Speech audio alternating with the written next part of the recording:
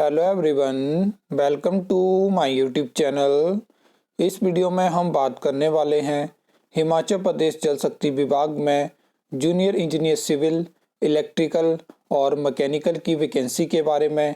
सबसे पहले मैं आपको बता देता हूं कि इसमें सिर्फ सिविल की वैकेंसी डायरेक्ट रिक्रूटमेंट के लिए अप्रूव है, जो कि सिर्फ एडवर्टाइजमेंट के स्टेप पे पेंडिंग है।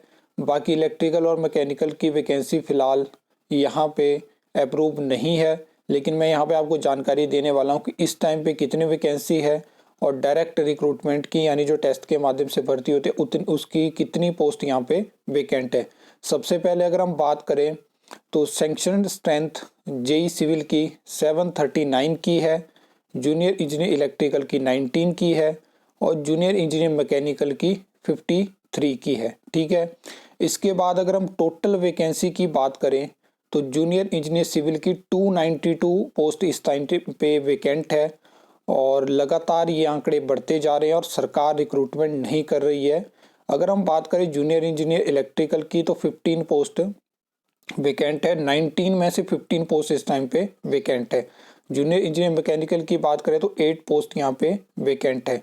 इसके बाद डायरेक्ट रिक्रूटमेंट यानी टेस्ट के माध्यम से जो भर्ती हमें देखने को मिलती है उसमें जूनियर इंजीनियर सिविल की 212 पद जो है वो इस टाइम पे खाली हैं।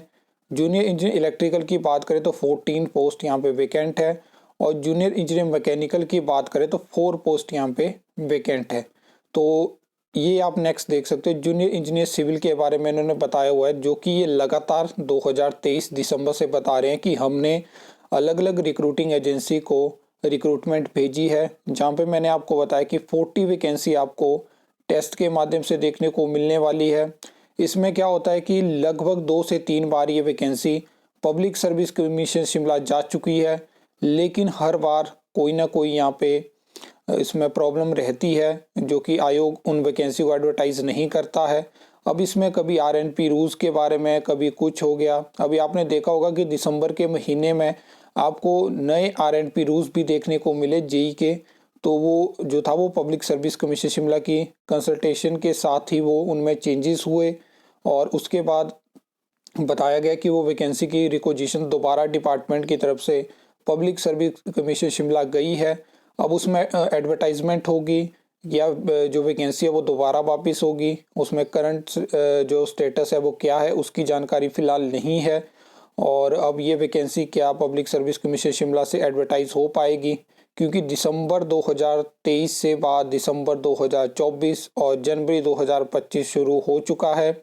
और ऐसा नहीं है कि ये पहली बार हो रहा है। मैंने आपको अलग अलग वैकेंसी के एग्जांपल दे के बताया कि उनकी requisition public service commission Shimla के पास 2 साल पहले पहुंच जाती थी और 2 साल एडवर्टाइजमेंट के लिए लग जाते हैं। ऐसी मतलब अगर आप मान के चलो कि 100 वैकेंसी में से लगभग 60 to 70% वैकेंसी कुछ इस तरह से एडवर्टाइज होती है, जिसमें कि या तो 6 महीने, 1 साल या 1 साल से ज़्यादा का समय आयोग लेता है और उसके बाद हमें वैकेंसी देखने को मिलती है।